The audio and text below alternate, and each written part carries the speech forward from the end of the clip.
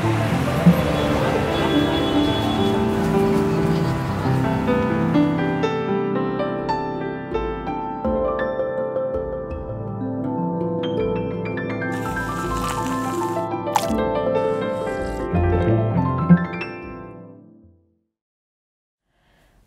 ձեզ։ Այսօր իմ տաղավարում հյուրընկալել եմ մի շատ սիրելի ինձ հյուր, Արամ Փախչյանյանին, եւ այսօր մենք զրուցելու ենք գրքի կարեւորության մասին կրթական համակարգում, կրթական գործիք որպես գիրքը ինչ կարեւորություն ունի եւ ինչ կիրառություն ունի։ Արամ Փախչյանյանը այբ կրթական հիմնադրամի հոգաբարձուների խորհրդի նախագահն է։ Ողջույն Արամ ջան։ Բարի օր։ Շնորհակալ եմ, որ ինձ հյուր ես եկել։ Ես եմ շնորհակալ։ Բավական երկար սպասում էի, որ կգաս իմ տաղավար եւ կզրուցենք այս կարևոր թեմայի շուրջ։ Դու սովորել ես ֆիզմատ դպրոցում եւ այնուհետեւ Մոսկվայի ֆիզիկատեխնիկական ինստիտուտում։ Այնուհետեւ լիովին տեղափոխվել ես կրթական համակարգ, կարծես թե մինչև 14 թիվ ես կրթության հետ միայն մի կապ ունեի, իմ ծնողներս երկուսներ ուսուցիչ են։ Միայն դրանից հետո ես որոշեցի ինձ նվիրել կրթության, դա իրականում այնպես չի, որ հենց միայն իմ որոշումն էր։ Մենք 2006 թվականին հիմնել էինք այբ հիմնադրամը եւ այբ հիմնադրամի գլխավոր նախագիծը 11 թվականին ստեղծվեց, դա այբ դպրոցն էր։ Եվ այդ պայից սկսած մենք փնտրում էինք դպրոցի համար տնօրեն։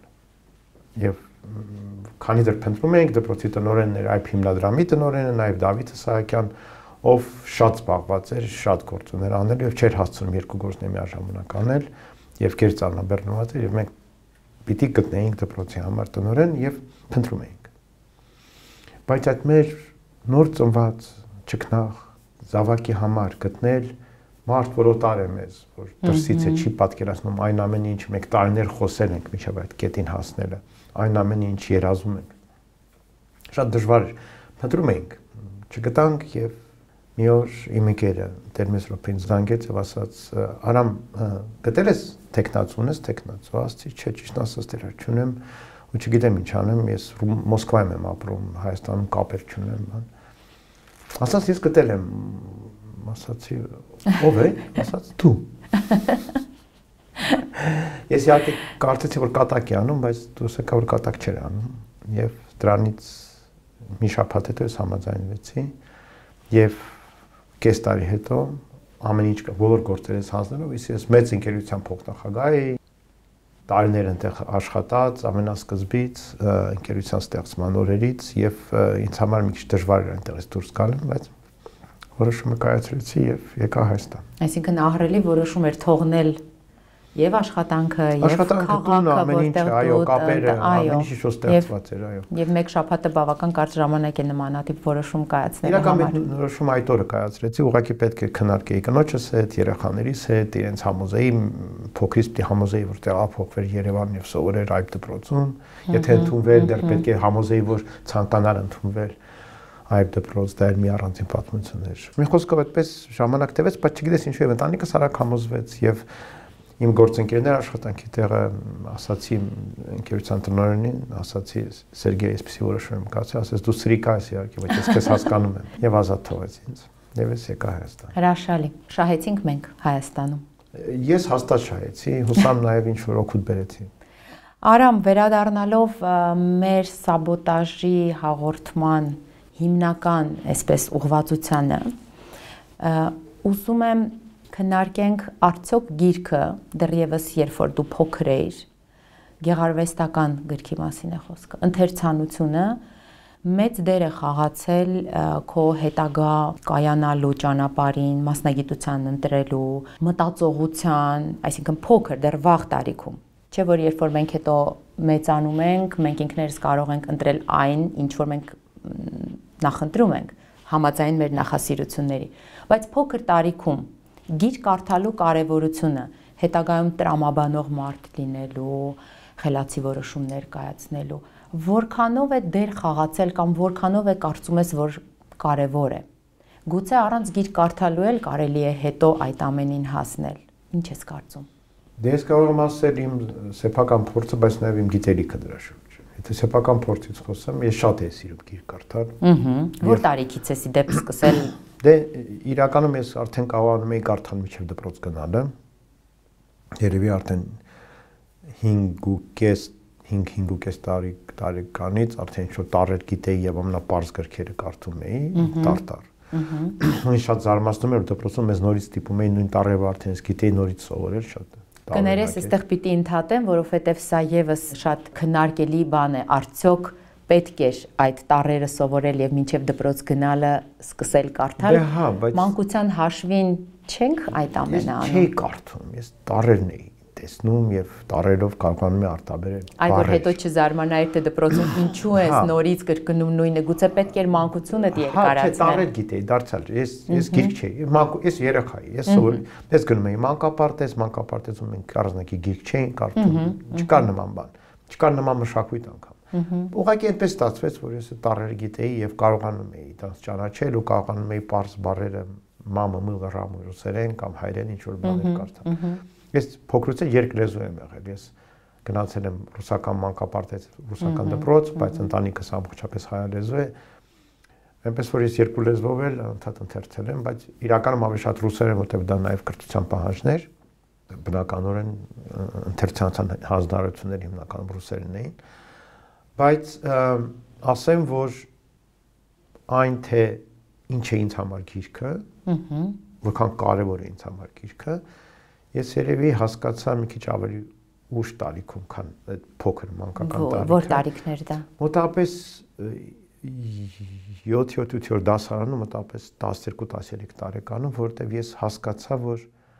ես հետաքրքիր եմ մարդկանց, որտեղ ես գրքեր եմ կարդացել։ Որտեղ այլ տղաները հետաքրքիր էին, որտեղ հայուել գիտեին, ասենք լավ հոլ էին գցում, բան, նման բաներ։ Եվ դա էլ էր հավես, ասենք աղջկական դրան շատ ոգևորվում էին։ Իսկ ինձ միշտ բաժին են ընկնում աղջիկ, որոնք ինձ հետ պատրաստ էին քննարկել, ասենք գրքեր կամ բան, հետո ստացեց, որ դրանք ավելի ճիշտ աղջիկ են, իրենց հետ կյանքն ավելի հետաքրքիր է, բովանդակային եւ ոնց որ ամեն ինչ ավելի լավ է ստացվում կյանքում։ Այնպես որ ի սկզբանե դա ինչ որ առումով կանխորոշեց իմ ապագան։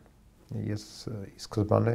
հասկացա, որ իմ զարգացման ուղին ուղեղը զարգացնելն է եւ մտածելը եւ հետաքրքիր լինելը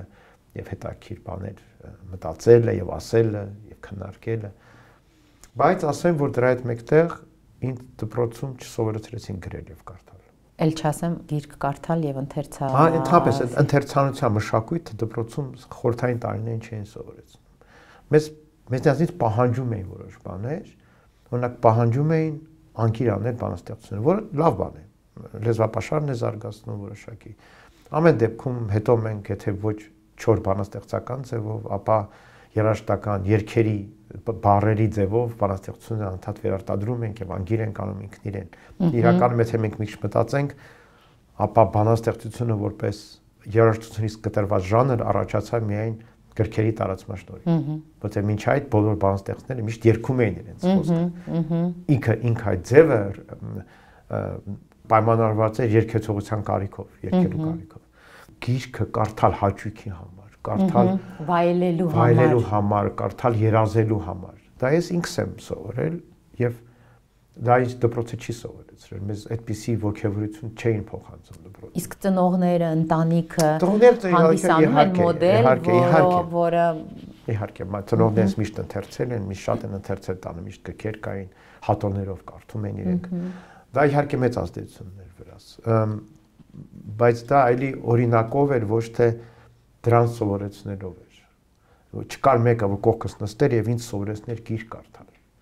Իսկ դա պետք էր անել, որտեվ գիրքը դա ուղղակի տեքստ չի։ Գիրքը շատ ավելի մեծ բան է։ Դու գրքի հետ պիտի կապ հաստատես, պիտի ճանաչես իրեն։ Ապրես հետը, պիտի շփվես հետը, պիտի հեղինակի հետ խոսես գրքի միջոցով։ Դա շերտեր է, որ դու պիտի քեզ մեկը պիտի այդ ճանապարհով տաներ։ Իսկ մեր անդադ շտապող ուսուցիչները երբեք չէին հասցնում դրան հասնել։ Իրենք ընդհանրապես հատվածներ էին պահանջում գրքերից կարդալ եւ հետո պահանջում էին դրա շուրջ շարադրություններ գրել, որոնք այսպես անբաղ գեղեցիկ բաժնով միջով ապոշություններ դու ստայր, որ իրենք շատ գոհ լինեն, որտեղ իրենց հետաքրքրում էր ոչ թե բովանդակությունը, այլ շարդրանքը եւ այդ կատարած լինելու եւ ամփոփելու, որ այս այլ արեցինք։ Այո, եւ հումանիստներ օգտագործելու տարբեր հումանիստներ, երկար նախադասություններ, ստորադասական, ճիշտ абսուրդ։ Հիմա էլ է դա կրկն։ Իսկ հիմա ինչ է կատարվում դպրոցներում։ Այդ ճկնաղ ռոկոկոյի եւ բարոկոյի ժամանակից եկած լեզվական ոճը մինչև հիմա դասավանդում է դպրոցներում որպես նորմ։ Մեր հայրենի ուսուցիչները այդ լեզվով են խոսում իրար հետ, որը ասենք դադարել է գործածելի լինել 18-րդ դարում։ Եվ չընկալելի աշակերտների համար։ Բացարձակ ուրիշ աշխարհ է։ Իսկ եւ դրա հետ մեկտեղ մենք չենք կարողանում ձևավորել համատարած օգտագործելիք որակյալ բանավոր լեզու հայ։ Այսինքն կոմունիկացիայի խնդիր կա լեզվի պատճառով, շփման, այսինքն ուսուցիչ եւ աշակերտ հարաբերության մեջ այդ կոմունիկացիան լիարժեք չի եւ ինչ որտեղ նաեւ մարդկային չի, որովհետեւ արհեստական ինչ որ բան կա այդ։ Այո, եւ ուսուցիչները օրինակ դասերի ժամանակ քիչ է։ Ես հիմա ասում եմ, խոսում եմ թապես դպրոցների մասին, բայց որտեղ մեր դպրոցում իհարկե այլ է, մենք վաղուց ենք հասկացել այդ խնդիրը, բայց քիչ են խոսում երեխաների այդ գրքի մասին։ Իրենք խոսում են տեքստի մասին, հատվածի մասին, եւ այլն, իսկ գրքի մասին խոսելը եւ գրքով պետք է չշտապել, պետք է սկսել գիրքը, ընթերցել գիրքը, ավարտել ընթերցանությունը, քննարկել բովանդակային, հուզական, ոգևորված, որպեսզի երեխան հասկանա, թե ինչ մեծ հաճույք է ընթերցելը։ Ու ասեմ, որ այս խնդիրը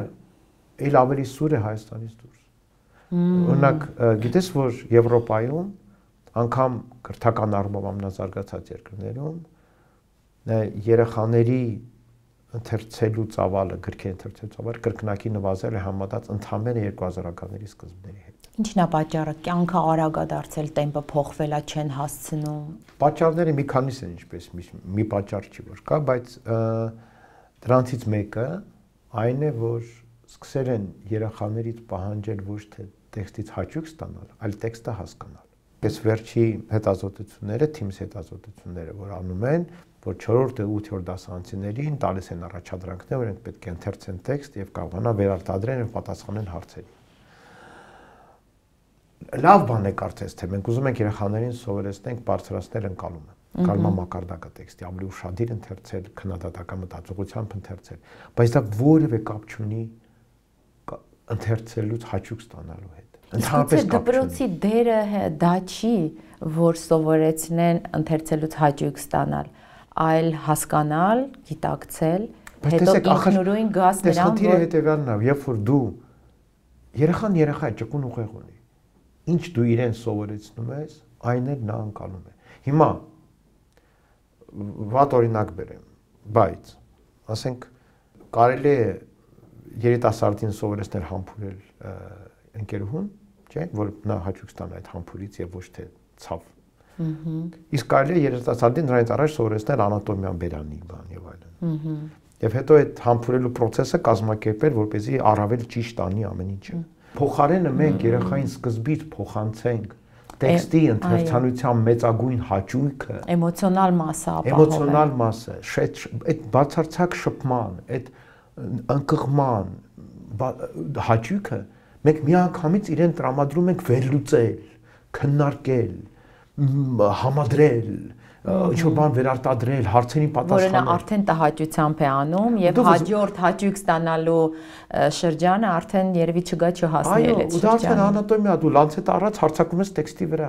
Վերջ, այդտեղ հաճույքը ավարտվեց։ Ու բնական է այդ երեխաները չեն ուզում ոչ մի բան ընթերցեն այլևս։ Ու մենք հիմա անկել ենք նույն ճանապարհով ենք գնում։ Մենք հիմա նոր չափորոշիչով դա ենք պահանջում։ Եվ հիմա ուսուցիչները պետք է փոխարեն երեխաներին սովորեցնեն կարդա ընթերցելուց հաճույք ստանալ, սովորեցնելու են երեխաներին տեքստերից տեղեկույթ հավաքագրել։ Լավ, այս նոր ռեֆորմները ոչինչ չապահովեցին փոխելու որևէ բան։ Մենք եվրոպացիներից ենք սովորում, ինչպես պետք է կործանել երեխաներին։ Դրա ցույցում կունենանք ավելի քիչ երեխա եւ ավելի կործանված երեխաներ, որոնք ավելի քիչ կուզենան ընթերցել, ավելի շատ կտերվեն տարբեր TikTok-ներին եւ YouTube-ներին, գլուխները ավելի շատ կնվիրեն տարբեր ապուշություններին, երբևիցե չեն ամուսնանա, երեխա չեն ունենա։ Մենք պետք է մեր երեխաներին սովորեցնենք ճանաչել աշխարհը ընթերցանության միջոցով, որովհետև եթե դու միայն տեսնում ես, եթե քեզ միայն ցույց են տալիս, այն մեկը, որ քեզ ցույց է տալիս, ընտրում է ինչ ցույց տալ։ Եվ դու պիտի ստիպված ես հավատալ իր հայացքին, իր ընկալմանը, թե ինչն է կարևոր տեսնել, սուբյեկտիվ, պատկերներին։ Երբ որ դու գիրք ես ընթերցում, դա աշխարհ է։ Դու դնում ես աշխարհ, որտեղ անգամ հեղինակը կարող է չմտածել, որտեղ դու նայեցի, չի կարողանա դրա մասին։ Բայց չէ որ հեղինակի պատմությունը եւս սուբյեկտիվ է։ Ես էլ միշտ սրա մասին եմ մտածում։ Բոլոր հեղինակները թելադրում են մեզ, ցույց են տալիս իրենցը։ Փորձում է թելադրել։ Բորխեսը իր գործերից մեկի ամենասկզբում գրել է. չկա գրարվեստի մեջ ավելի քիչ նշանակություն ունեցող բան, քան հեղինակի մտադրությունը։ Որովհետև հեղինակը մի բան է մտածել, Պուշկինը մի բան է մտածել Եվգենի Օնեգինը գրելով, բայց մարդիկ հիմա այլ բան են։ Այլ մեկնաբանություն են տալիս եւ մենք երբեք չենք իմանա Դոստոևսկին ինչ է ուզեցել ասել։ Ես միշտ այդպես զարմանում եմ կտավների վրա։ Մենք իմանա, ասենք Թումանյանը, որ իր հեքիաթները գրել է, ում համար է գրել։ Երբեք մեզ չի խոստովանել, չէ։ Ինչ-որ բան գրել է, տվել է, որտեղ ուզեցել։ Ոնց վարվենք ախր։ Գրել է, թողել է։ Հիմա մենք պիտի փորձենք ինքներս հասկանանք, նախ ծնողներս ինքներս հասկանանք, եւ հետո էլ փորձենք հեքիաթը կարդալուց մեր երեխաներին բացատրենք ամբողջ հեքիաթի իմաստնությունը, ոնց մեկնաբանենք։ Չբացատրենք, խոսենք դրա մասին։ Բայց մենք ինքներս պիտի հասկանանք առակը ինչ կցուցանե։ Չեմ կարծում, որ մենք հասկանանք, ու չեմ կարծում, որ մենք պետք է մեր վրա վերցնենք այնքան պատասխանատվություն, որ մեկնաբանություն տանք երեխային, որը միանշանակ մեկնաբանություն է։ Ես վերջերս ընթերցում եմ հերթական անգամ Փոքրիկ իշխան։ Ուղղակի հիշեցի, որ վաղուց եմ ընթերցել, որտեղ վերջին անգամ ընթերցեմ, որ երեխաս փոքր էր իր համար։ Նորից կարդացի ու ապշեցի, որքան քիչ եմ ես հասկացել նախորդ ընթերցանության ժամանակ։ Ու ամենակարևորը, ես ապշեցի, որքան այդ փոքր երեխայի խոսքերը այնտեղ, որքան ավելի կարևոր են, քան բոլոր մեծերի խոսքերը։ Իհարկե։ Եվ որքան իմաստ են կրում։ Եվ այդ առումով թե երեխան ինչպես կհասկանա այդ Փոքրիկ իշխանին, կարող հասկանա շատ ավելի լավ, քան ես, որտեվ դարձյալ կնայի այդ ամենին երեխայի հայացքով։ Հենց ինքը Փոքրիկ իշխանն էլ ասում է, չէ՞, մեծերը ոչինչ չեն հասկանում։ Եթե Փոքրիկ իշխանը ասում է, Էքզյուպերին ասում է, որ մեծերը ոչինչ չեն հասկանում, միգուցե ճիշտ էր ասում։ Միգուցե մենք չպիտի ստանձնենք այդ անընդհատ թարգմանչի դերակատարը, որ հիմար երեխային վերջիվերջո ճշմարտություն կհասցնի, թե ինչ էր ուզում ասել։ Սովորեցնողի դերում չլինենք, մենք արդեն մեծ ենք, մենք կարող ենք, բայց չէ որ մենք շատ հաճախ երեխաներից ենք սովորում։ Իհարկե։ Մենք շատ հաճախ երբ որ երեխային փորձում ենք, երեխայից զրուցում ենք, ես կողմ եմ զրուցելու։ Ես կողմ եմ, որ երկու կողմն է հավասար իրավունք ունենան միտք արտահայտելու։ Ես կողմ եմ, որ երեխայի ցանկացած շփումը լինի հենց զրույց։ Ոչ թե ես գիտեմ, ես հիմա քեզ կբացատրեմ։ Որտեղ դա ոչ մի տեղ այլևս չի աշխատում, դպրոցում չի աշխատում։ Հիմա հիմիկվա սերունդը երեխաները իրենք նույնիսկ դա չեն թույլ տալիս, եթե առաջ մենք լսող էինք եւ ենթարկվում էինք, հիմա երեխաները ասում են, դες իմ խոսքը քո խոսքի հետ հավասար պետք է հաշվի առնվի։ Ու ասեմ ինչու։ Ինչու։ Որտեղ իրենք գիտեն, որ իրենք ավելի շատ գիտեն։ Ու դա ունի լուրջ պատճառ։ Երեխաները ի տարբերություն մեզ չունեն անցյալ։ Մենք անցյալների գերին ենք։ Մեր բոլորս մեր անցյալների։ Սխալ կամ ճիշտ։ Սխալ կամ ճիշտ, չի լինում սխալ կամ ճիշտ, լինում է անցյալ։ Լինում է անցյալ, այո։ Հիմա դրա հետևանքով մեր հայացքը արդեն ինքնստինքյան չի կարող թարմ լինել։ Մենք չենք կարող ամեն բան տեսնել առանց ինչ որ հետքերի, որոնք արդեն գալիս են ինչ-որ կանխակալության, ինչ-որ ազդեցության նախքին։ Իսկ աշխարհը շատ արագ է փոխվում։ Եվ մեր այդ անցյալի բեռը մեզ արդեն հնարավորություն չի տալիս արագ հարմարվել այս բոլոր փոփոխություններին եւ դրանցով կարողանալ եւ դրանց մեջ կարողանալ ապրել։ Իսկ երեխան այդ խնդիրը չունի։ Եվ երեխաները ունեն զարմանալի կարողություն, որ տրված է Աստծուց, որ բոլոր երեխաները ունեն, դա նաեւ բնական ընտրության արդյունք է, որ քանի որ իրենք չունեն անցյալը, իրենք շատ ավելի զգայուն են ապագայի նկատմամբ։ Իրենք տեսնում են այն փոքր բաների մեջ, որ մեզ համար աննկատ են, տեսնում են այդ ապագան։ Իրենք տեսնում են, թե սա ուր է տանում, ուր է գնում, ինչ է լինելու։ Իրենք ավելի լավ են տեսնում, երբ որ իրենք տեսնում են, որ մենք ոչինչ չենք տեսնում, իրենք ապշում են ու ասում են, հենց մեծերը գիժ են, իրենք ոչինչ չեն տեսնում, ախր մենք տեսնում ենք, սա է ապագան։ Ու բնականաբար դարձնում են մեզ վստահ։ Իսկ մեծը չի վստահում երեխային։ Մենք էլ ինչ-որ պահի, չէ՞ որ մի քիչ խելոքանում ենք, մեկ էլ հասկանում ենք, բայց ախր մեր ծնողների շատ տեսակետները, բաներ, ախր հերոյն իրականությունից։ Հա, միգուցե այն ժամանակներում դա ճիշտ էր այդպես մտածել, բայց հիմա արդեն այնպես չի, որ շատ ճշմարիտ է այդպիսի տեսակետը։ Ասենք նախկինում ճիշտ էր մտածել, որ իհարկե տղան ու աղջիկը պետք է իրար առաջին անգամ ճանաչեն միայն ամուսնությունից հետո։ Մա, երբ որ մարդիկ ամուսնանում են 30-ից հետո, դա մի քիչ անիրատեսական է դարձել։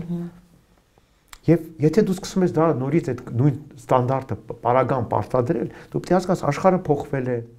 իրավիճակը փոխվել է, շատ բան է փոխվել։ Դու չես կարող հիմա պարտադրել 20 տարեկան տղային ամուսնանալ,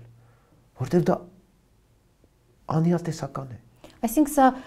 ժամանակների փոփոխության հետ կապ ունի այս տարբեր տեսակետները, թե սա դասական կրկնվող մի մոդել է, որ փոքր երեխան այսպեսին է, հետո մեծանում է դառնում է այսպեսին, հետո մյուս երեխան էլի նույնն է, թե այն ժամանակ ուրիշ էր, մեր ժամանակ ուրիշ է։ Մենք ուրիշ էինք, մեր երեխաները այլևս ուրիշ են։ Մեր երեխաները ավելի շատ ուրիշ են։ Եվս նույնն են կրկնելու, ինչ որ մենք էինք եւ դարձանք հետո։ Մեր երեխաները մեզանից ավելի շատ կտրված են։ Իրանք ավելի շատ ուրիշ են, քան մենք ուրիշ էինք մեր ծնողների հետ համատած, որովհետեւ աշխարհի փոփոխությունների արագությունը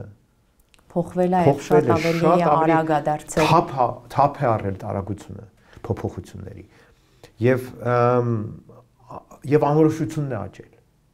Ապագան շատ անորոշ է։ Եվ մեզ համար այն նույնքան անորոշ է, որքան մեր երեխաների համար, բայց հետաքրքիր կերպով իմ խորը համոզմունքով իրականում մեր երեխաների համար ավելի քիչ անորոշ է, քան մեզ համար։ Դարձյալ նույն պատճառով իրենք որոշ դա պարզ բան է, մաթեմատիկա է։ Այդպես են աշխատում արհեստական բանականության համակարգերը։ Երբ որ դու ունես նեյրոնային համակարգ, որը արդեն մեջը լիքը տվյալներ ունի լցրած, ամեն նոր տվյալ քիչ ազդեցություն ունի։ Դու քիչ բան է քո մոտ փոխվում, նորության մեր ուղեղը իհարկե այդպես չի կառուցված։ Ինքը միևնույնն է, կարևորում է հենց թարմ տեղեկույթը հնին համադրությամբ։ Բայց երեխաների մոտ այդ նեյրոնային համակարգը շատ թարմ է եւ իրենց համար ամեն նոր տեսածը շատ ավելի մեծ կշիռ ունի իրենց պատկերացումների մեջ։ Եվ իրենք վստահ դա գիտակցում են։ Այո, եւ իրենք շատ ավելի ընկալունակ են նորի նկատմամբ, քան մենք։ Իրենց համար դա շատ ավելի բնական է։ Մեր երեխաները չեն տեսել դար, երբ որ չի եղել համացանց։ Իրենք չգիտեն դա ինչ է։ Ինչպես մենք չգիտենք, թե որն է այն դարը, երբ որ չի եղել հեռուստացույց։ Այո։ Արամ, այս ամեն ինչի մեջ ուր մնաց գիրքը, որն է գրքի տեղը երեխաների համար։ Գիրքը մնաց այն կապը, որը իրենց չի դարձնի նիհիլիստ, մերժողական չի դարձնի։ Գիրքը այնտեղն է, որտեղ իրենք հասկանան, որ նախորդ սերունդներն էլ ամեն ինչ հասկացել են։ Այնտեղ իրենք ձեռք կբերեն խորություն, այնտեղ ձեռք կբերեն գիտակցություն, որ ամեն բան չի, որ դու ինքդ պետք է բացահայտես։ Ամեն հաճույք չի, որ դու երբևիցե կբացահայտես։ Եվ որ բարդ հաճույքները ջանք են պահանջում։ Բարդ հաճույքները շատ հասանելի են, բայց թունավոր են։ Իրենք կործանարար են։ Իսկ բարդ հաճույքները ջանք են պահանջում, բայց հավերժ են։ Իրենք միշտ քեզ հետ են։ Մի անգամ ընթերցած գիրքը հավերժ հաճույք է քեզ համար։ Մի 2 տարի առաջ ընթերցեցի Հուլունքախաղը։ Հեսեի։ Այո։ Ես միջավայր չէի ընթերցել։ Երևի պատրաստ չէի։ Ինձ համար որպես կրթություն դժվար է կարդալ։ Դժվար է, առաջին 50 հաջողի հաղթարես։ Մարդու համար ով կրթության մեջ է, դա գանձ է նաև։ Այդ գիրքը նաև կրթության մասին է։ Քաղաքականության մասին է եւ հավատքի մասին, շատ բաների մասին։ Եվ մինչ այսօր այդ գիրքի մեջ է եւ ինձ հաճույք է պատճառում։ Ամեն անգամ հիշում եմ այդ ընթերցելը այդ գրքի, ես նույնիսկ այդ վերգտնում եմ այդ հաճույքը, որ ես ունեցա այդ բանին։ Դա հավերժ արժեքներ եւ եթե դու ուզում ես երջանիկ մարդ լինես, դու պետք է կապված լինես բազմաթիվ թերերով, բազմաթիվ մարդկանց հետ, ովքեր գիրք են գրել երջանկություն պարգևելու համար եւ պարգևում են այդ երջանկությունը։ Երբ որ ես մտնում եմ գրախանութ, ես տեսնում եմ մեծ քանակությամբ երջանկություն տեղադրված։ Այո։ Գրքերի ձևով, տեսքով տեղադրված այդ պահարանները։ Այդ զգացողությունը, որ շունչդ կտրվում, այ չգիտես որին ձեռքը գցես։ Ու դա իմ հիմնական խնդիրն է։ Բայց դա իմ հիմնական խնդիրն այն է, որ այսօրվա իմ անընդհատ աշխատելու պահանջը, լարվածությունը ինձ պարտադրում է քիչ ընթերցել։ Հաղորդումից առաջ տաղավարում մի փոքր զրուցում էինք եւ զրույցի ընթացքում մի շատ հետաքրքիր բան ասեցիր, որը ես համարեցի քմահաճույք, բայց եկանք այն եզրակացության, որ այդ քմահաճույքը լավ էլ հաշվի առնվելիք մի բան է։ Դու խոսեցիր, որ վերջերս մի մթնոլորտ ես ապահովել ընթերցանությունդ հաճելի դարձնելու եւ ակտիվացնելու համար, որ վաղուց չէիր ունեցել։ Մի երկու բառ կպատմես այն ինչի մասին զրուցեցինք եւ արդյոք սա կարող է մեր երեխաների համար խթանիչ մի բան հանդիսանալ, իրենք էլ հետևելով օրինակին ստեղծեն այդ մթնոլորտը։ Իհարկե։ Միջև ասելս ինչ եմ արել, մի բան ասեմ, օրինակ, երբ որ երեխան դժվարություն ունենում տնային աշխատանքներ անելիս, ծնողները միշտ խորհուրդ են տալիս ստեղծել երեխայի համար միջավայր, որտեղ նա պիտի անի տնային աշխատանքները։ Այն սեղանը, որտեղ նա պետք է աշխատի, այնտեղ պետք է ամեն ինչ դրված լինի այնպես, ինչպես նա սովորաբար դնում է, որ տնայինները անի, եւ երբ որ պետք է իրենց տիպել անդադ բոլոր գրքերը փակել եւ դնել տեղը, թող բաց մնան գրքերը, որ նա գա տեսնի դա ու իրեն դա ձգի, որ նա ոնց որ գա նստի այդտեղ, որ նստեց արդեն կանի։ Դա այնքան բնորոշ է, մենք մարդիկ, մենք արողակարգային էակներ ենք։ Մենք փոքրուց մեզ սովորեցնում ենք, որ մենք պետք է մեր ներաշխարհը մոդերացնենք, տրամադրենք, կառավարենք արտաքին միջոցներով։ Ասենք երեխաները տիկնիկներ հետ են խաղում դրա համար, ինչ որ բաներ են ձեռքով անում։ Մենք երեխաներին փոքրուց դրա ենք սովորեցնում, որ դու երջանիկ ես, երբ որ դու անում ես այն, ինչը քեզ երջանկություն է պարգևում։ Այդ այդը արտաքին աշխարհում է։ Այնպես որ եթե ասենք մենք ուզում ենք նորից վերադառնալ գրքեր ընթերցելուն, պետք է տան ունենալ միտեղ, որտեղ դու դա անում ես։ Ինչը դու արեցիր։ Ինչ ես արեցի, ես գիտակցի, որ այս տեղը չունեմ։ Ես գիրքը առնում եմ եւ ոնց որ կորած մոլորած մի որբ էակ, այսպես քայլում է, հետո միտեղ նստում եմ, մի քիչ կարդում եմ, հասկանում եմ, որ դա կարդալու տեղ չի, հարմար չի, ու թողնում եմ։ Իսկ հիմա ես արդեն ունեմ այդտեղ։ Ես այնտեղ նստում եմ, լույսը միացնում եմ, գիրքը վերցնում եմ, ես չկամ։ Ոնց ապահովեցիր այդ տեղը, ոնց եկավ այդ պահը, որ դու գիտակցեցիր, որ դու պիտի գնես այդ բասկաթոռը։ Հա, դե դա ես հասկացա։ Ես ուղղակի նայեցի այդ տեղը, որ դատարկ էր, եւ ասացի, այստեղ պիտի նա այնտեղ որտեղ ես պետք է գիրք ընթերցեմ, որտեղ նա հենց այդ տեղը գրապահարանի կողքն է, այնտեղ օջախի կողքն է։ Այնտեղ ամեն ինչ հարված է նրա համար, որ այնտեղ նստես ու գիրք։ Այդ բասկաթոռն էր պակասում։ Այո։ Ես հիմա նաեւ մտածում եմ, որ այնտեղ կդնեմ նաեւ իմ սարքը, որով ես կարող եմ ականջականներով երաժշտություն լսել, որտեղ պահելին ու ուզում ես գիրքը դնես մի կողմ երաժշտություն լսել։ Բայց զուգահեռ չէ։ Զուգահեռ երբեք չէ։ Խանգարում է, չէ։ Անհնարին է։ Ես եթե երաժշտություն լսում, ես ընդհանրապես մտածել անգամ չեմ կարող։ Ես ամբողջապես տարվում եմ երաժշտությամբ։ Եվ բայց լինում է պահ, որ ասենք գիրք ընթերցում ես, ասենք եթե եղել է, ասենք ինչ որ Չեխով եմ ընթերցել եւ ուզեցել եմ հետո ասենք ինչ որ դասական Չայկովսկի կամ Չայկովսկի։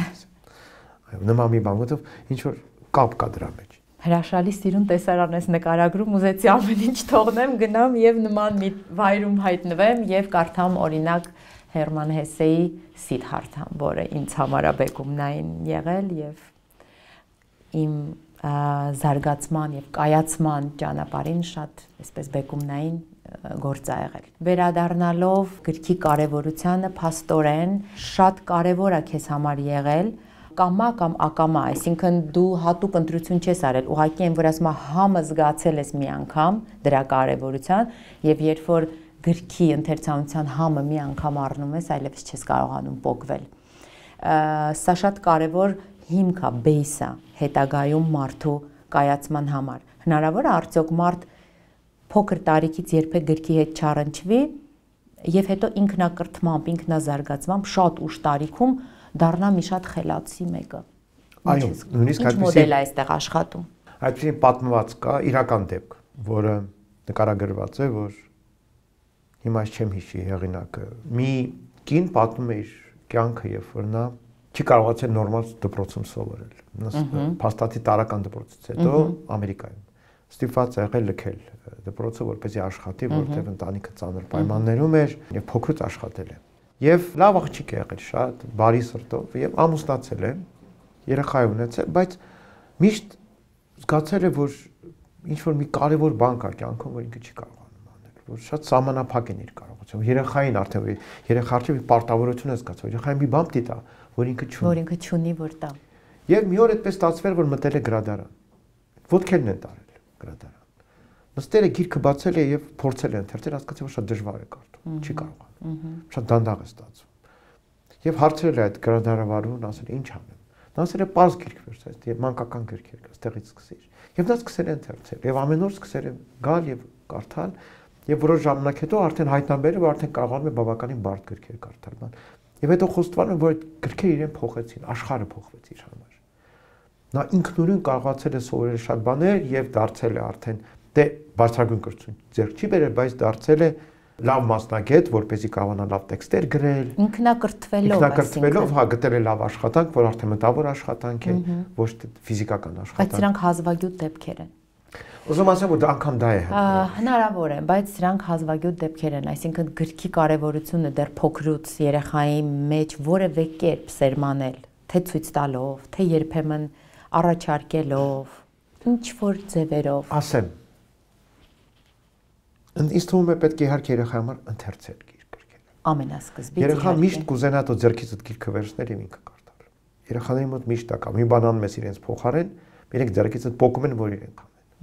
Դա բնական է։ Եվ վաղ թե ուշ երեխան դա կանի եւ ձեռքիցդ կվերցնի։ Բայց գրքի հանդեպ այդպես չեն։ Մեկ կպոկի, երկու կպոկի, էլ չշարունակի։ Գրքի հանդեպ այդպես չեն։ Հələ հեռախոս որ պոկեին։ Իմ երկու երեխաները շատ ընթերցող են։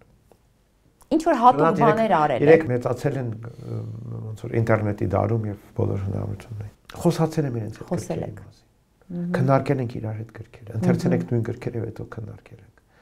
Երեխան երբ որ տեսնում է, որ ծնողները սիրում են գրքեր եւ սիրում են դրանց մասին խոսել, ընթերցում են, հետո քննարկում են իրար մեջ, նա լսում է ականջից արև, ուզում է մասնակցել դրան։ Հա, մասնակիցը դարձնես մի բանի, որտեղ գայթակղիչ բան կա, որ ինքը գա դեպի առանցին, նույնիսկ այդ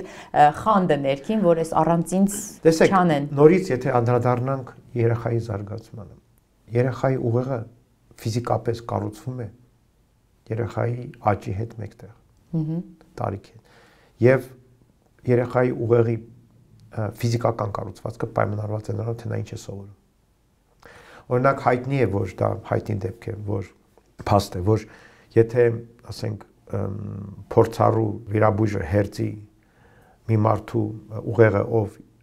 եղել է երաժիշտ, նա տեսնելով այդ ուղեղը միանգամից կասել, որ սա երաժիշտ է։ Ինչով, ինչպես։ Այդ ուղեղի երկու մասերը, կտորները իրար հետ ավելի են միացված։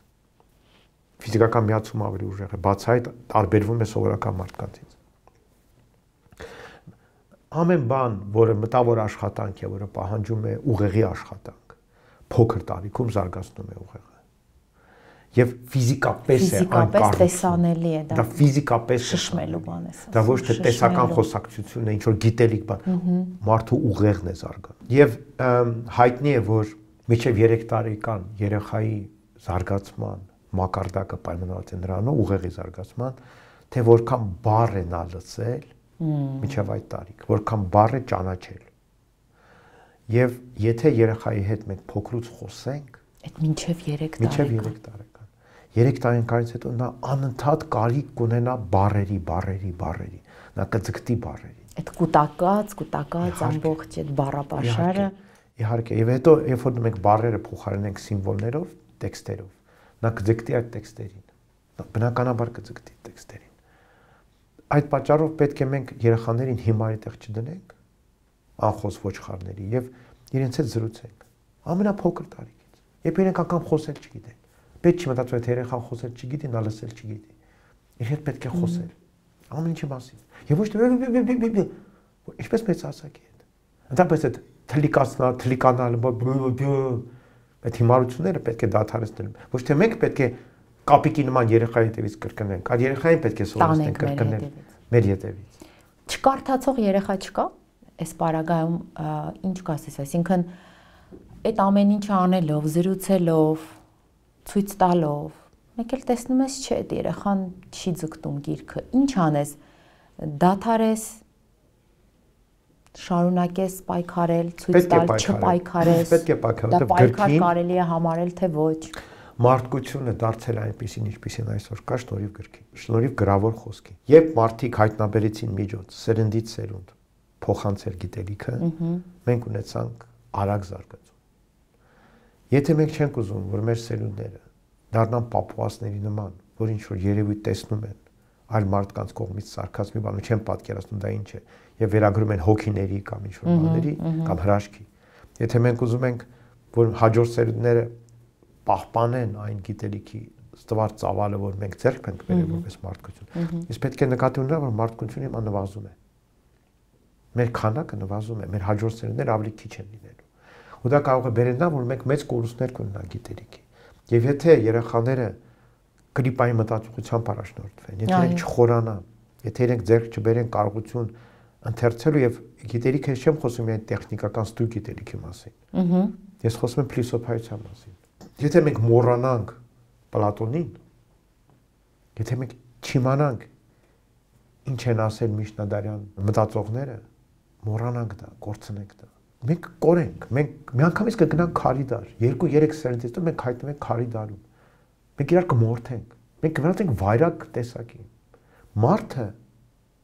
կենթանի չի զուտ, սովորական կենթանիների նման։ Մարդը կենսա մշակութային երևույթ է։ Առանց մշակութային բաղադրիչի մարդը գոյություն չունի։ Եվ այդ պատճառով, հենց այդ պատճառով հայերը ֆրանսիացիներից տարբերվում են, այն մենք մարդիկ ենք, բայց նաև շատ տարբեր մարդիկ ենք, որովհետև մեր մեջ միայն ֆիզիկականը չի կարևոր, նույնքան կարևոր է մշակութայինը։ Եվ շատ հաճախ զարմանալի է, որ այդքան տարբեր մարդիկ կարողանում են իրար հասկանալ,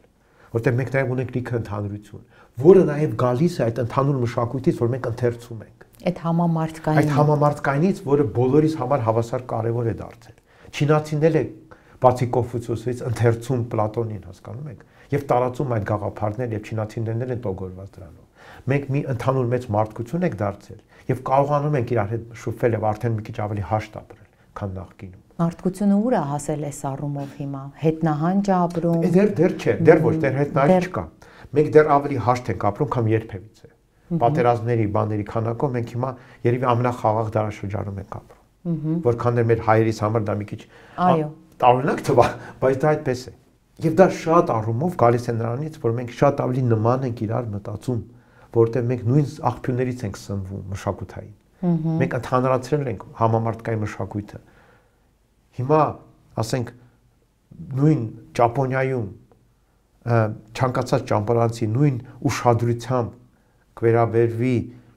ասենք, Ջումայի գրքին, որքան ճապոնացի որևէ, ասենք, գրողի գրքին, որովհետև համամարտկային համար դա նույնքան կարևոր դարձել։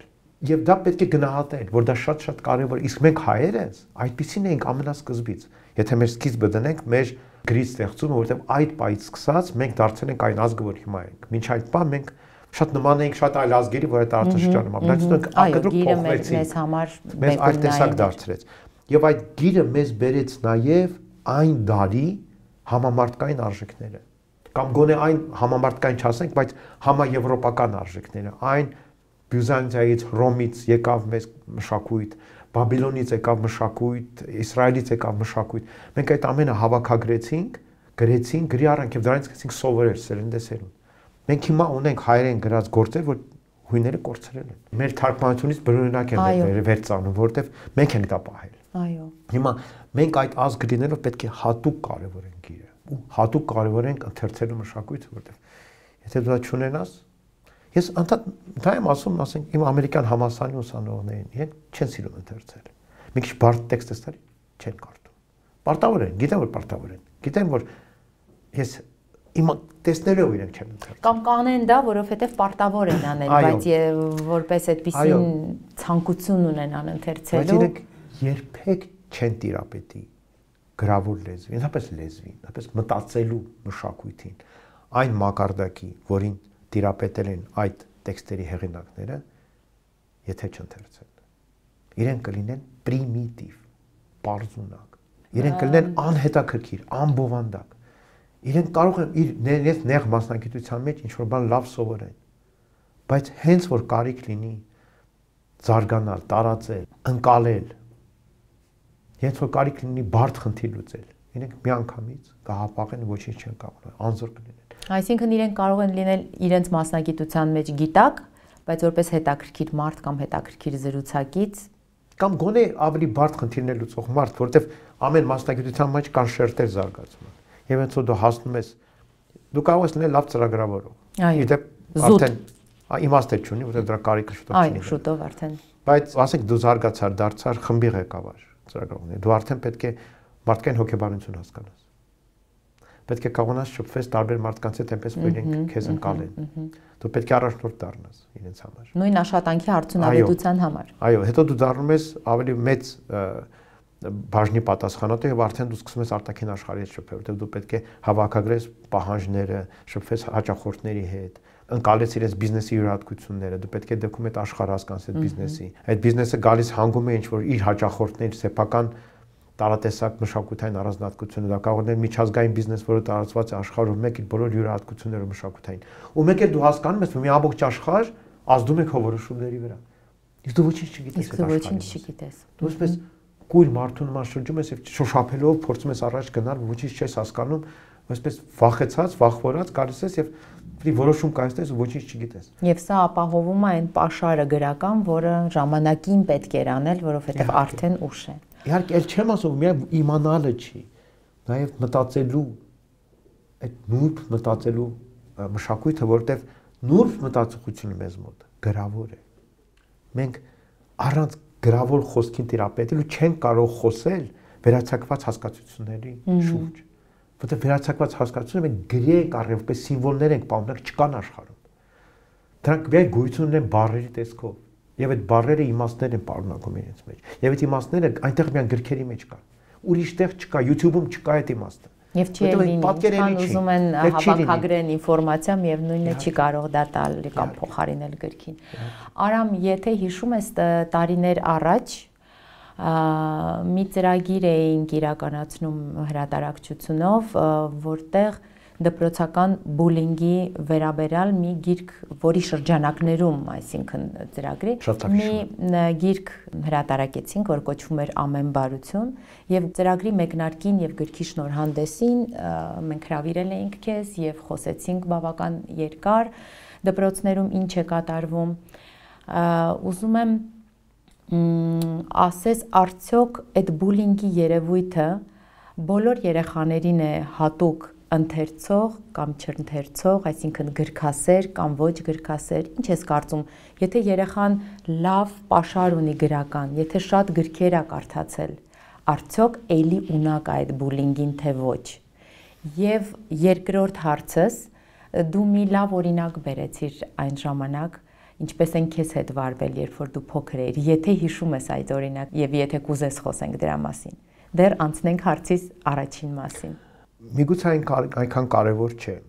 ճիշտ վարքագծի տեսակետից։ Բուլինգը դա սխալ վարքագիծ է, անարդյունավետ վարքագիծ է, որը ինքնակայացման միջոց է, որը անարդյունավետ է բնույթով, որտեղ ոչ քեզ է օգնում, ոչ որևէ մեկին։ Սա կայացման պարտադիր մի փուլ չի, որ երեխան պետք է անցնի։ Խմբային ցեղային բնազդը, այո, այդ տարիքում է ձևավորվում եւ երեխաներին բնորոշ է խմբավորվել եւ ձևավորել այսպեսի իրար դեմ sense հակադրվող խմբավորումներ։ Դա շատ բնական է, դա պետք է լինի։ Վատն այն է, երբ որ դու որպես խումբ հարձակում ես կատարում անպաշտպան մեկի վրա եւ դա անում ես ոչ թե խաղի ձևով, որտեղ խաղային ձևով շատ բնական, այլ շատ նպատակային եւ հեռու գնացող հետևանքներով, դաժանությամբ որոշակի։ Դա արդեն բուլինգն է։ Այն որ պետք է երեխաները անդադ իրար հրմշտեն, իրար հետ անդադ վիճեն, էմոցիոնալ պայթուններ լինեն, պետք է որ իրանք իհարկե այդ խմբային բանը ունենան ու դինամիկան, ու դա շատ բարդ եւ հետազոտված ոլորտ է, որտեղ լիքը բան գիտեն մարդիկ։ Այդ խմբերը կան, դանակ դասարանի մասին, եթե խոսենք, կա առանձին խմբավորում, ուղղակի թե երեխաները ոնց են իրար կողք նստում, նստածների տեսքով, հետաքրքրություններով խմբավորումներ լինում եւ այլ տարբեր տեսակներ են լինում։ Դա օքեյ է։ Վատը հենց այդ նպատակային չարիք գործելու, հա, դրա վատն ինչն է նաեւ, որ դրանից ոչ ոք չի շահում։ Ոչ այս կողմը, ոչ այն կողմը, երկուսի համար դա շատ տրավմատիկ փորձառություն է, որը լավ տեղ չի բերում։ Դրա լուծումը ոչ այնքան կարևոր է, թե որքան գիրք է ընթերցել երեխան, այլ որքան գիրք է նա, որքան գրքի շուրջ նա կարողացել է քննարկում ունենալ, խոսել դրա մասին մնացածների հետ։ Ոչ թե որպես իր մեջ պարփակի, որտեվ կան այդպիսի փակ երեխաներ, որ իրենց մեջ լիքը բան պարփակում են, հետո սկսում են շատ տարօրինակ բաներ անել, որտեվ իրենց պետք է որ դրա մասին մեկ իրենց հետ զրուցի, եւ իրենք գան ինչ-որ ճշմարտությունների դրա շնորհիվ։ Հասկանան։ Իսկ գրքերը այս պարագայում կարող են դեր խաղալ, երեխան գրքեր շատ կարդալով կարողանա իր հարցերի պատասխանները գտնել։ Իհարկե, դա է ճանապարհը։ Երեխան միշտ ունի հարցեր։ Շատ հաճախ երեխաների համար, որոնք ինչ-որ բարդություններ ունեն, բնավորության կամ զարգացման, գրքերը շատ լավ թերապիա են եւ այդպես էլ նշանակվում են իրենց որպես թերապիա միջոց եւ միշտ գիրքը երեխան կարդում հետո քննարկում է լինում գիրքը նաեւ շատ հաճախ աուտիզմից թեթև ձևերից բուժելու միջոց է հանդիսանում հեքիաթաբուժությունը հայտնի այո հենց դա է այստեղ էլ մենք պետք է կարևորենք որ երեխաները ընթերցեն եւ իրար հետ քննարկեն գրքերը ունենանք այդ շրջանակը ընթերցողության որ եւ այդ երեխաները բնավ երբեք իհարկե չար բան չեն անի որտեվ գրքերը առավել այն գրքերը որոնք երեխաներն են սիրում իրենք ամբողջապես տոգորված են սիրով այնտեղ սիրո մասին է անընդհատ բարության մասին է այնտեղ միշտ բարին հաղթում է այնտեղ չարը միշտ վատն է իսկ բարին միշտ լավն է եւ ոչ մի երեխա իր չուզում չար լինի Այսինքն գրքերը իսկապես լավ գրավական կարող են հանդիսանալ լավ մարդ ձևավորվելու գործընթացում։ Իհարկե, այս դրա համար է գրքերը պետք են։ Նախկինում քանի դեռ գրքերը չեն եղել, այն հին ժամանակներում ցեղը հավաքվել է ամեն երեկո կրակի շուրջ, այն օջախի։ Որը միջևա հայրի մեջ կա օջախ է կոչվում, չէ՞։ Եվ զրուցել են։ Եվ երեխաները ուշադիր լսել են, իսկ մեծերը իրենց պատմություններ են պատմում։ Կարծես Դեկամերոնյան ինչ որ sense մի բան։ Այո։ Եվ այդ պատմությունը շատ կարևոր են եղել։ Իսկ որոշ ցեղեր օրինակ հնդիկների մոտ այդ պատմությունները արդեն եղել են բանաստեղծությունների տեսքով։ Եվ երեխաները բառ առ բառ անգիր են արել դրանք եւ փոխանցել են հաջորդ սերնդին եւ հաջորդ սերնդին։ Եվ հետաքրիր է որ այդ վեդաները որ գրել են հնդիկները դրանք գրեր են արված։ Եվ տարբեր ժամանակներում են գրի առնվել։ Եվ ժամանակից ժամանակ տարբերությունը չնչին է։ Ասենք գրի առվել, հետո մի քանի սերունդ հետո նորից են գրի առել։ Եվ տեսնում են, որ ոչ մի տարբերություն չկա, սերունդից սերունդ իսկապես անգիր են առել, բառ առ բառ, որտեղ այդքան կարևորել են։ Հիմա մենք այդպես անգիրանելու կարիք չունենք։ Մենք կարող ենք երեխաների սերունդներ ձևավորել, ընդհանրապես տալով իրենց գրքերը ասելով ընթերցեք։ Եվ դա ամենալավ միջոցն է։ Ուղղակի պետք է չթողնել երեխային գրքից միայնակ։ Ամեն մարդ որ գիրք է ընթերցել, ուզում է մեկի հետ կիսվել։ Իր հույզով, իր բացահայտումով եւ այդ հնարավորությունները պետք է ընձեռնել եւ ասենք իմ կարծիքով ցանկացած դպրոց պետք է ունենա ընթերցանության խմբակ կամ ակումբ կամ նման մի բան այո որտեղ երեխաները կիսվեն իրենց ընթերցած գրքերով որտեղ իրենք ընթերցեն նույն գրքերը հետո կքննարկեն այդ գրքերը այդ հրաշալի գաղափար է եւ շուտով մենք պետք է իրականացնենք նման մի գաղափար երեխաները պետք է ընթերցեն եւ միասին քննարկեն գրքերը եւ սա ընթերցանության խթանման մի հրաշալի միջոց է, որովհետեւ հաջորդ անգամ, երբ որ պետք է նրան գան եւ հաջորդ գլուխները օրինակ կարդան, երեխան գիտի, որ եթե ինքը չգա, ընկերներից հետ է մնալու, ընկերները շատ ավելի շատ են իմանալու եւ ինքն էլ պիտի անդադ ձգտի գա հասնի, որ բաց չթողի գրքի այդ գլուխները եւ այդ միասին քննարկելու հաճույքը մեկնաբանությունները, թե որ երեխան ինչպես է ընկալել, այդ իրար հետը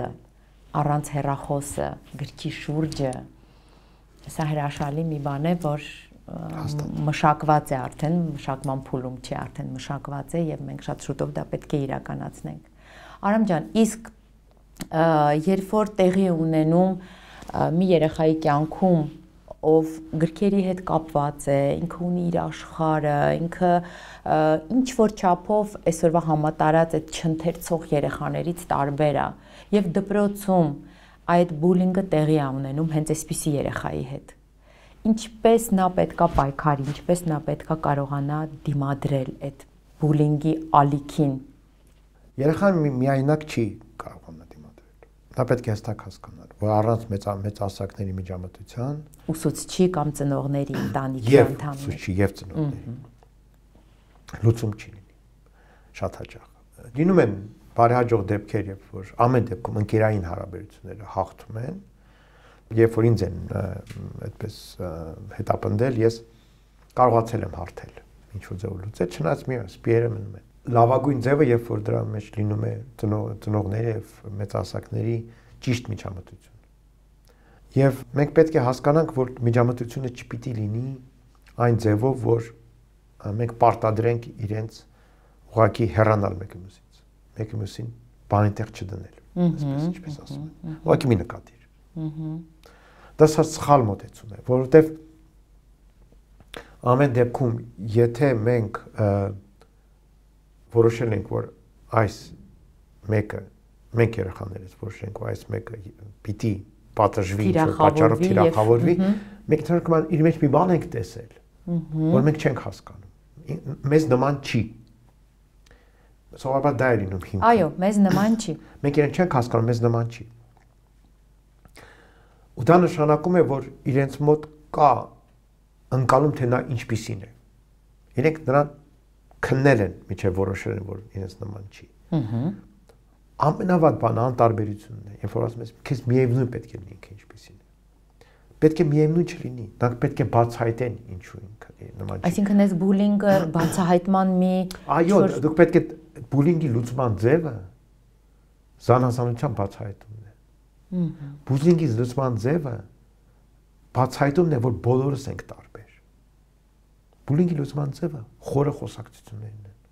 Ծնողների հետ, երեխաների հետ, որ իրենք մեկ էլ հասկանան, որ միավորվել են մի ոհմակով, բայց իրենք մի ոհմակ չեն։ Իրենք իրենց մեջ են շատ տարբեր։ Ամեն մեկը եւս նման մի մարդ են, ինչպիսին է այդ թիրախավորված ձևը դա է, ճանաչողությունն է։ Եվ ինքնաճանաչողությունը, այո։ Որ դու քո ինքնաճանաչողությունը իրագործում ես ոչ թե խմբային, ոհմակային ձևով, ես նման եմ իրենց եւ ես պատկանում եմ այս խմբին եւ ես հաստատվում եմ խմբի կողմից դաժանություն գործելով, որ միշտ եղել է մարդկանց մեջ։ Այո, ես ունեմ նմանություն իրենց հետ, այո, ինձ դուր են գալիս այս տղաները, բայց ես ունեմ նաեւ տարբերություն։ Եվ ես եւ նման եմ, եւ տարբեր եմ։ Ինքնության ճանաչումը նմանության եւ տարբերության ճանաչումն է։ Երբ որ մենք շեշտը դնում ենք չափազանց նմանության վրա, եւ չենք բացահայտում տարբերությունը, այդտեղից սկսում են այդ բոլոր երևույթները։ Օրինակ, այդ շատ հաճախ ասում են, եկեք դպրոցում բոլոր երեխաներին պարտադրենք նույն զգեստները։ Ինչու է դա լավ, որովհետեւ մենք դրանով սոցիալական տարբերությունները սկսում ենք բանը։ Բայց դա նաեւ բերում է արհեստական նմանության եւ ստանդարտիզացիայի։ Եվ այդ նմանության բաղադրիչը դառնում է ավելի կարևոր, իսկ տարբերվելու բաղադրիչը դառնում է ավելի քիչ կարևոր, եւ դա խթանում է ձեր ասած բուլինգը։ Մենք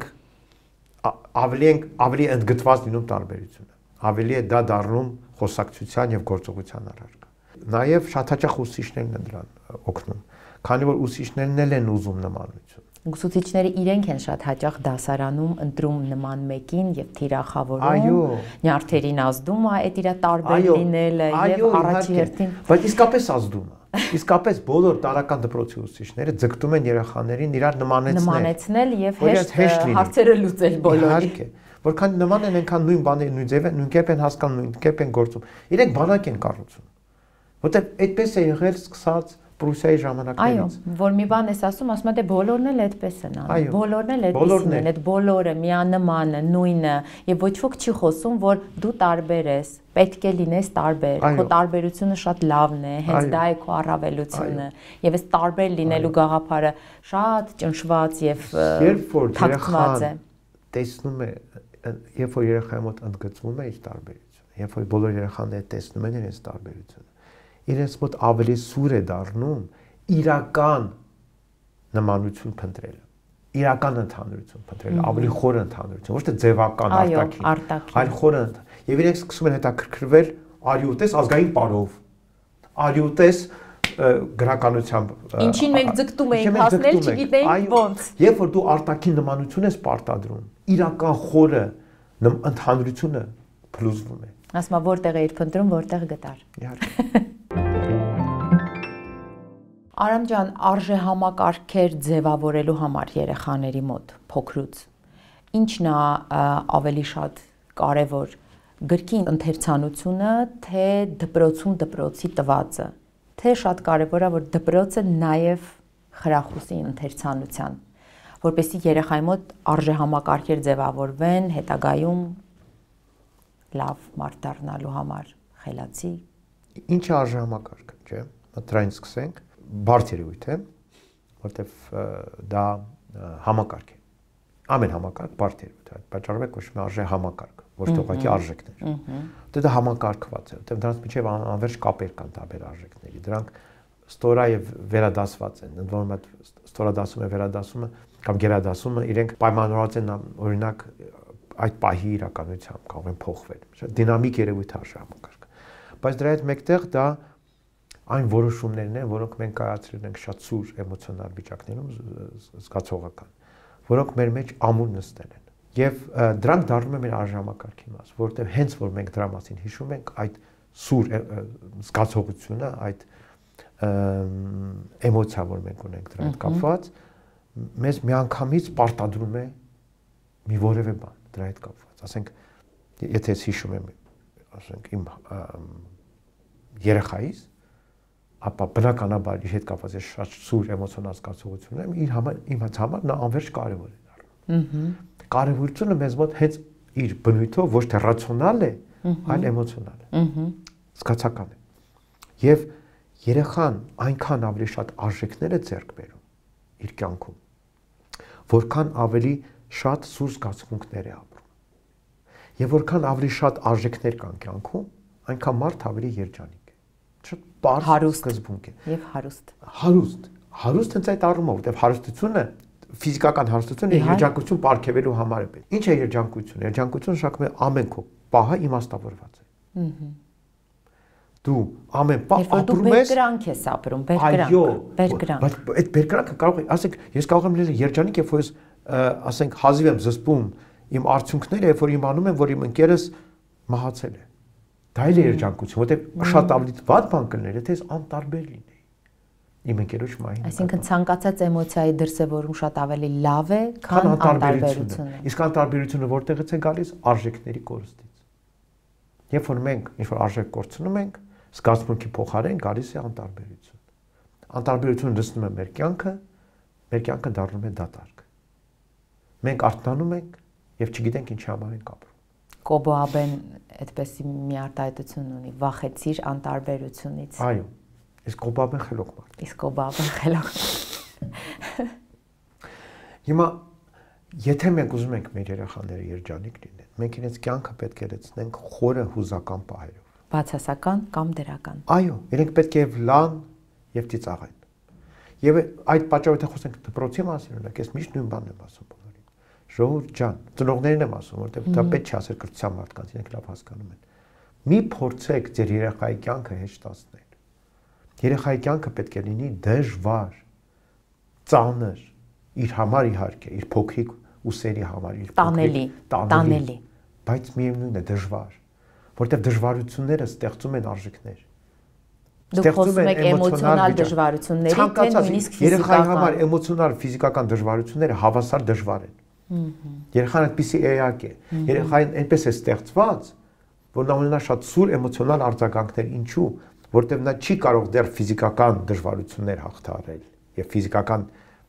դժվարություններից ինչ-որ բան քաղել, բայց դժվարություններն են ամրացնում։ Եվ մենք պետք է գիտակցենք, որ երեխան պետք է անընդհատ ապրի էմոցիոնալ կյանքով։ Երեխայի ամենավտանգավոր պահը ձանձրույթն է։ Երեխան երբեք չպետք է ձանձրանա։ Դե այսօրվա երեխան չի հասցնում ձանձրանալ, ինքը մի աշխարհ ունի, մի էկրան ունի, որտեղ ձանձրանալ հնարավոր չի։ Հնարավոր է, դա ամբողջը ձանձրույթի դրդման։ Մեզ համար, մեծերիս։ Իրենց համար իրենք միշտ գտնում են։ Երեխան կպնում է էկրանին, քանի որ ձանձրացած է։ Այսինքն պետք է լցնել կողքից մի բանով, որ ինքը չուզենա, չպիտի ձգտի դրան, որովհետև այնքան բան կա անելու ավելի կարևոր ու ավելի արժեքավոր։ Երբ կհասկանա դա երեխան։ Չկա երեխա, որի համար այն խաղի մեջի այն էակը, որ վազազում է, իր կյանքի ամենակարևոր բանն է։ Այդ պայն, երբ որ նա տարված է խաղով, այո, բայց այն պայն, որ նա կտրվեց խաղից, նրա համար այն բանը գոյություն չունի, բացարձակ անհետաքրքիր է։ Երեխայի համար խաղ խաղալը զուտ դատարկ ժամանակի լցնելու բան է, այն ժամանակ, որ այլապես դատարկ էր մնալու։ Մենք պետք է գիտակցենք, որ կան իրական զբաղմունքներ երեխաների համար, որ լցնում են իրենց կյանքը, որ դարձնում են կյանքը բովանդակային իմաստ տալիս։ Եվ դա ինչն է, դա մի բան ստեղծելն է, ստեղծագործելն է, ընկերների հետ խաղալն է, շփվելն է, սիրելն է, սիրված լինելն է, բայց նաև տարբեր բարդ աշխարհների մեջ ընկղմելն է։ Եվ այստեղ բնականաբար շատ լավ է մանկական կինոն, եթե այն ինչ-որ բաներ չի փորձում թելադրել։ Այո։ Այլ իսկապես բարուն է ծանոթացնում, իրական բարուն։ Կինոն մեծ պրոպագանդա է իհարկե։ Հիմա արդեն ինքը դարձել է պրոպագանդայի գործիք։ պետք է զգուշ լինել այդ առումով։ Եվ երկրորդ մեծ աշխարհը դա ընթերցանության գրքերի աշխարհն է։ Այստեղ էլ ռոպագանդա չկա, Արամ ջան։ Դասական գեղարվեստական գրքերում չկա, որովհետև դրանք հիմնականում գրել են մարդիկ, դե եթե չխոսենք խորհրդային տարիների, որոնք հատուկ ուղղվածությամբ ծնվող գրքեր էին։ Հա, բայց դրանց միջի ռոպագանդայի բովանդակությունը արդեն ժամանակավրեպ է։ Երեխան չի հասկանա այդ նշանները։ Իհարկե։ Գոյություն չունեցող երևույթների մասին են այնտեղ։ Նա այնպես որ դա արդեն կարելի է հանգիստ երեխաներին տալ։ Բայց այնտեղ կա լիքը բարիք։ Խորհրդային մուլտֆիլմները շատ բարի էին։ Անվերջ բարի։ Մի քանի տարի առաջ աղջիկաս փորձեցի տամ ձեծի արբատը կարդա, չէր հասկանում պիոները ինչա, վսկապը ինչա, չստացվեց։ Հա դե չի տակ։ Կարող չի տակ։ Ինքը պատմությունը այնքան լավն էր, մենք այնքան էինք սիրում դա, չստացվեց, այսինքն իսկապես բան գրքեր կան, որ ժամանակավրեպ են։ Անվերջանացել են, բայց փոքրիկ իշխանը երբեք չի հեռանում։ Փոքրիկ իշխանը, այո։ Եվ երեխաները պետք է կարդան գրքերը եւ ստանան այդ երջանկության պայրը, անվերջ հուզականության, որ իրենք գիրքը մի կողմ են դնում, սկսում են լալ։ Ու կարոտել, որ կամ ափսոսալ, որ գիրքը վերջավարտվեց։ Հետո գիրքը վերջացավ, ափսոսում են, հետո մի կես տարի հետո նորից վերադառնում նույն գիրքը ընթերցում են։ Իմ կեսեր դուստրս կարող են նույն գիրքը 5 անգամ ընթերցել։ Ես ասում, ինչու ես գրքերը գնում, ախր հիմա ինքը հիմնականում Եվրոպայում է սովորում է եւ հիմնականում այնտեղ է ապրում եւ վարձով բնականներում է ապրում եւ այդ գրքերը ծավալը կուտակում իր համար մեծ գլխացավանք է դարձել։ Բայց չի կարողանում, ասում է հայրիկ ասում ես ախր մի գիրքը 5 անգամ եմ ընթերցում 6 անգամ ես չեմ կարող այդ գիրքը ուղղակի վերադարձնել ինքը ինձ պետք է ինքը արդեն իմն է ես արդեն իր հետ ոնց որ ինձ նով եմ արել արդեն իմ մասն է դարձել ինձ պետք է անդրադառնալ առավելևս երբ նշումներ են անում եւ ես օրինակ մեծ խանդ ունեմ այն գրքերի հանդեպ իմ այն գրքերի հանդեպ որ ասենք ընկերուներս ուզում են որ կարդամ եւ ես այնտեղ նշումներ ունեմ անելու ես չեմ ուզում դա տամ ես նույնիսկ պատրաստ եմ գնալ նորը առնել դա տալ ընթերցելու որովհետեւ այդ գիրքը այնքան իմն է արդեն դարձել իսկապես ասած այդպես սերտաճել եմ իրար հետ մենք ապրել ենք ինչ որ մի շրջան միասին ապրել ենք ես անդադ հորդորում եմ մարդկանց հիմա արդեն այն ժամանակներն չէ որ գրքերը հազվագյուտ ճարվող էին պետք է մի գիրքը 10 ձեռքով անցներ բան եւ այլն իրար փոխանցելով ամեն գիրք քեզ համար պետք է լինի քոնը քեզանով անես նշանակում է պետք է մատիտը ձեռքդ մտնես գրքի մեջ եւ ինչ որ բան նշումներ անես ինչ որ մտքեր գրես բան պետք է ոնց որ ձեռնարկ օգտագործես Արամ այսօր երեխաները ունենալով իրենց աչքի առաջ հաջողված, բայց գրական պաշար չունեցող մարդկանց օրինակներ, ցկտում են դառնալ այդ մարդը, ասելով, որ նա էլ գիրք չէր կարդացել, տեսար ուր հասավ։ Հայաստանյան իրականության մեջ բազում այդպիսի օրինակներ ունենք։ Ինչ ես կարծում, այդ օրինակներով առաջնորդվելը դա արժեքային խնդիր է։ Խոսենք մի փոքր սրա մասին։ Ինչն է կարևոր։ Այնպես չի, որ մեզանից ամեն մեկը կուզենա այդ մարդկանց լուսանկարը մեր տանը ունենալ։ Եվ այդպես չի, որ այդ մարդիկ մի օր գնան կորեն, իրենց բոլորը բարի խոսքերով քեշ։ Մարդու համար հարցն է, ինչն է կարևոր։ Ու ամեն մարդ իրեն պետք է պատասխան տա այդ հարցին։ Եվ այդ պատասխանը պետք է գա ոչ թե քո գլխում միտեղ տեղավորած օտար քեզ համար եւ քո տեսակի համար խորտ ինչ որ գաղափարներից պիտի գան այդ քո կարևորումները այլ քո ներքին համոզմունքներից հավատից քո իրական ոգևորություններից պիտի գան իմ կարծիքով պետք չէ հավատալ նրան ինչ քեզ դժբախտություն է Եթե դու հավատում ես, որ դու դառնաս շատ հարուստ մարդ, շատ երջանիկ կլինես, բայց դրա հետ մեկտեղ ուրախանում ես քո ընկերներով, ուրախանում ես փոքր հաջողություններով, շատ ուրախ ես, երբ որ դու անում ես այն, ինչ քեզ շատ դուր է գալիս, ինչ որ բան, որ դու տարված ես դրանով եւ այլն։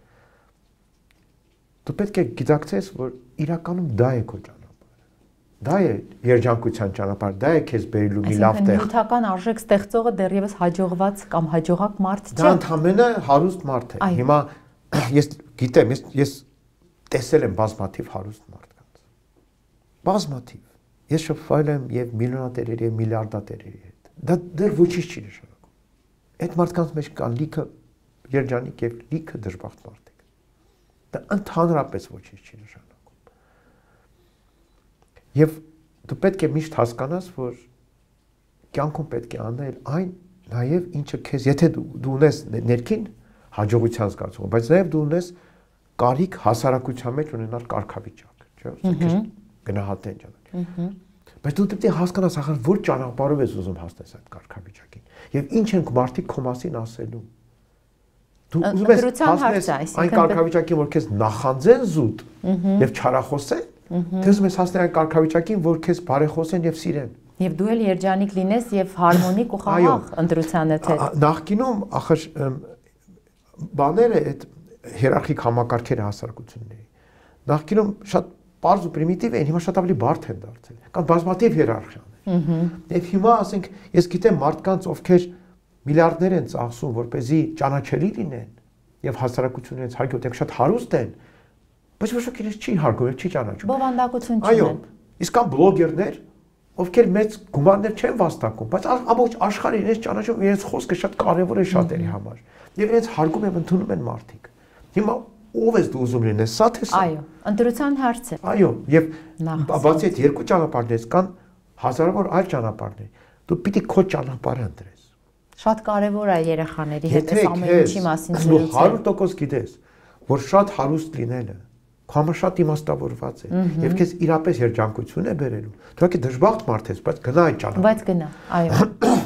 Եթե դու կարծում ես, որ մեծ գումար վաստակելով դու կարող ես լավ գործեր անել մարդկանց համար, ինչպես ասենք Իլոն Մասկն է համարում, գնա այդ ճանապարհով, բայց պատրաստ եղի, որ մի օր քո Տեսլայի գործարանները մեկը փորձելու է պայթեցնել։ Եթե դու ուղղակի մարդ ես, ով ուզում է ունենալ չքնաղ երեխաներ, լավ ընտանիք, սիրված շրջապատ, սիրված լինել մարդկանց կողմից, բարի բերել մարդկանց եւ անել մի բան, որ քեզ ձեռով ոտքով տանում է եւ դու երջանիկ ես տանում։ Դա արա։ Տարբեր մարդիկ տարբեր բաների նախադրյալներ ունեն, տարբեր բաների համար են Աստծո կողմից ստեղծված եւ պետք է դու իրականում անես այն ինչ որ քեզ ուրախությունը հաճույք է, երջանկություն, իհարկե։ Եվ ասեմ, որ իրականում ես այդպես եմ միշտ արել։ Ինձ երբեք չի հետաքրքրել ինձ ինչ աշխատավարձ են տալիս։ Ինձ միշտ առաջարկել են։ Ես երբեք չեմ գնացել աշխատանքի ընդունելու հարցազրույցի։ Նման բան չի եղել իմ կյանքում։ Ես նման բան չգիտեմ այդ ինչ է։ Ես մյուս կողմից եղել եմ, ընդունել եմ։ Որտեւ ես միշտ առաջարկել են, ասել արամ սրանով կզբաղվես, դրանով կզբաղվես, սա կանես մեզ համար, սա կանես։ Ես ասել կանեմ, որտեւ ես դուր եկել այդ բանը։ Ուզեցի կասել չեմ անել, թե դուրս չի եկել։ Ես եմ ընտրել։ Ու միշտ պետք է ու դա իրական ազատությունն է, երբ որ դու ես ընտրում ինչով զբաղվել։ Ու այդ ազատությունը ինձ տվել է այն, որ ես իմ ամբողջ կյանքը արել եմ այն, ինչ որ ինձ դուր է եկել, ինչ որ սրտանց ուզեցել եմ արած։ Եվ արի փաստենք, որ մի բանը, որ սիրելով ես անում, հաստատ ֆինանսական մասը ապահոված է լինում։ Դու երբեք չես կարող զբաղվել քո սիրելի գործով եւ նվիրված լինել եւ այդ ֆիդբեքը չգա քեզ։ Վաղ թե ուշ ինչ-որ մեկին դա պետք է։ Նյութական առումով եւս սիրելի գործը միշտ արդարացված է լինում։ Այո։ Արամ ջան, շատ կարևոր էր այս զրույցը, սովորաբար մեր ունկնդիրը ծնողներն են, ովքեր պիտի փոխանցեն, կրթեն իրենց երեխաներին եւ գրքի կարևորության մասին խոսեն երեխաների հետ, բայց այս զրույցը այնքան կարևոր էր մեր երեխաների համար, որ հուսամ երեխաները եւս կլսեն քո բոլոր խորհուրդները եւ խորհուրդ չասենք դրանց, քո խոսքը պարզապես եւ շատ հույս ունեմ, որ այս զրույցից հետո երեխաները իսկապես կմտածեն գրքի կարևորության, ընթերցանության կարևորության մասին։ Շատ շնորհակալ եմ, որ այսօր մեր տաղավարում էիր եւ մեր սաբոտաժի հյուրն էիր։ Ավարտելով գանք այն եզրահանգմանը, որ իսկապես ընթերցանությունը մի կարևորագույն փուլ է։ Շնորհակալ եմ Արամ ջան։ Շնորհակալ եմ։ Այսօր ներկայացնելու եմ Ջակլին Վուդսոնի «Ամեն բարություն» գիրքը։ Դասարանում իրավիճակը լարվում է, երբ երեխաներն իմանում են, որ իրենց դասարան է եկել Մայան, նոր աշակերտը։ Քլոին իրականում չի հասկանում, թե ինչու է իրեն հեռու պահում Մայայից, նոր դասընկերուհուց, երբ Մայան փորձում է ընկերանալ իր հետ։ Ամեն անգամ, երբ Մայան հարցնում է Քլոյին եւ նրա ընկերուհիներին, թե արդյոք կարող է խաղալ նրանց հետ, ստանում է ոչ պատասխանը։ Այսպիսով Մայան միշտ մենակ է խաղում, իսկ մի օր էլ նա պարզապես դպրոց չի գալիս։ Պարզվում է, նրանց ընտանիքը քաղաքից հեռանալու որոշում է կայացրել։ Ամեն բարություն գիրքը ձեր երեխաներին կսովորեցնի կարևորել բարության դերը կյանքում, նկատել այն լուսավորը, որ շրջապատում է իրենց։ Ես տարվում եմ քո խոսալով եւ մոռանում եմ ինչի մասին պետք է խոսեմ։ Լավ է։ Ասում կներեք, էլի վերցնեմ, մայրիկս ա, մի կարող եմ բանապատել։ Արամ ջան, ապուրը պատրաստել եմ, երբ կգաս։ Չի կող պատահի։ Ինքը չի տրակի, չէ՞, որ ես 10 անգամ լացել եմ, անկողնում հարցնացել է, որ ինձ հանգստացնում։ Չի տրակել, չէ՞ որ ես հիմարությունները մարի ինքը ստիպված եղել լացել ու գիշերները չի քնել։ Ես էլ պիտի հանդուրժող ու կատար լինեմ ինձ։ Ուզիչ է։ Շատ։ Ինչքան ես դու իմ մազերը սանրել մամ ջան, ասի հիմա էլ ես էի սանրում, ինչ կա այդտեղ քո ասած է էլի։ Արամ ես սա չեմ խմել, գիտես։ Նա պետք չի, ես խմել եմ միկում։ Դուք էլ եք ինպես տարված լսում եւ մոռանում եք հարցերը ինչ պիտի տայի։